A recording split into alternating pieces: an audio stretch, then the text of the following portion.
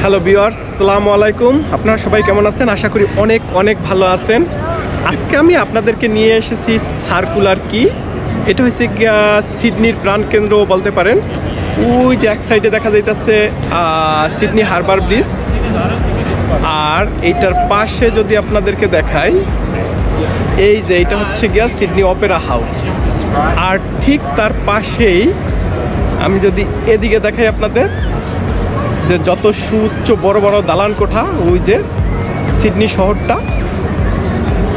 আর এই যে এটা হচ্ছে গিয়া সিডনি হারবার। বন্ধুরা, আজকে আকাশে প্রচুর মেঘ। সো অস্ট্রেলিয়াতে এখন উইন্টারের দিনগুলো সাধারণত খুবই ছোট হয় অস্ট্রেলিয়াতে।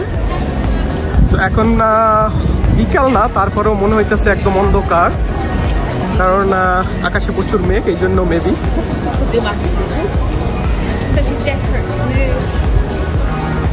এই জায়গাতে সাধারণত প্রচুর পরিমাণে পর্যটক থাকে।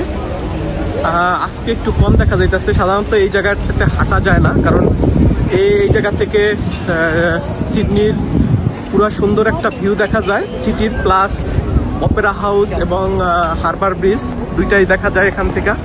তো এই জন্য সাধারণত প্রতি বছর লাখো লাখো পর্যটক আসে।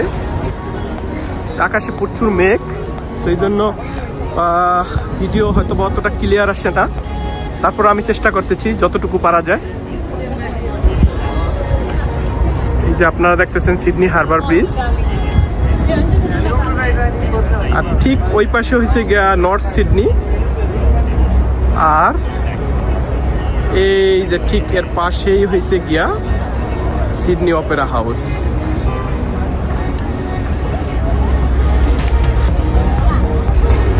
পাশেই আপনারা দেখতে পাবেন এই যে সুউচ্চ দালান কোঠাগুলো, সেগুলো সাধারণত এখানে হয়েছে গিয়া অ্যাপার্টমেন্ট, যেখানে হোটেল অ্যাপার্টমেন্ট। আর এই যে জায়গায় হয়েছে গিয়া সিটি।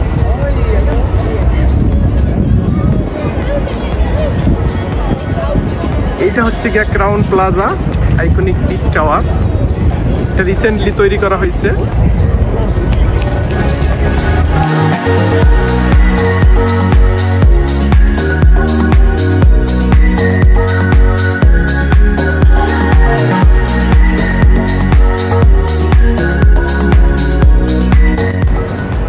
বন্ধুরা, আমি আপনাদেরকে ঘুরে ঘুরে দেখানোর চেষ্টা করতেছি।